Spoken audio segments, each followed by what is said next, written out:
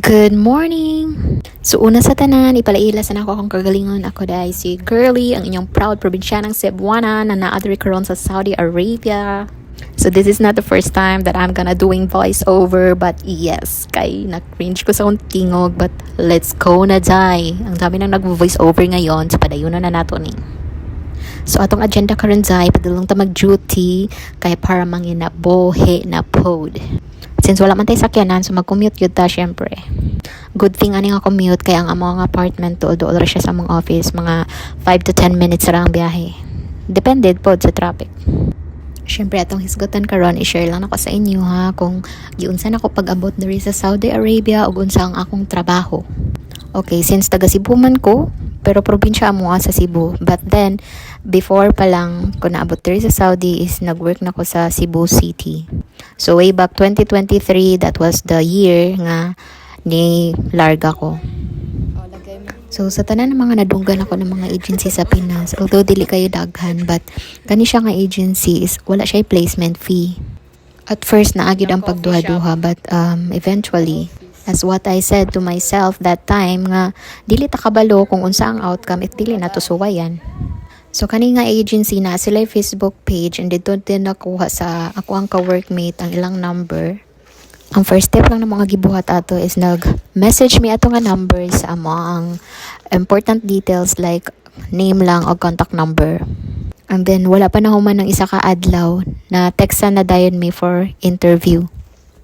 If ikaw ba naman no, tapos inaana lang kadali ang process, syempre na kay pagduha-duha labaw pa nga ang country is Middle East. Syempre daghan tag nadunggan about sa Middle East nga mo ni mauna.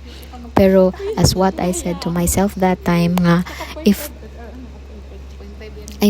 dili man ta kahibaw sa outcome kung dili na to suwayan. So mauto siya nga gisuwayan ako ni adto ko sa interview and then wala. Nakapasar ko sa interview and then katong time ang nag-interview sa amo is diri jud mismo Egyptian ang niadto dito sa Cebu. So nakapasar ko sa KFC na brand as a service crew. And then for requirements na dayon, tapos wala mi nabayaran ani nga placement fee ha, wala ni siya placement fee na agency. So ang mga nabayaran ra mo ato is mga process sa medical o other requirements nga.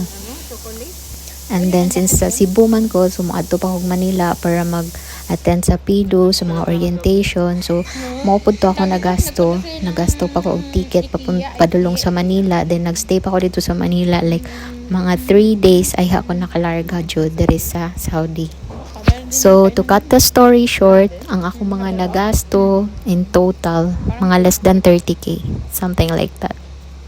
Dala na natanan sa tanan ng mga requirements nga akong gikuha dito sa Pilipinas pa lang, sa Cebu pa lang, og ticket na ko papunta sa Manila. Kaya ang ginabayaran ra sa agency is ang ticket lang gikan sa Manila padulong diri sa Saudi.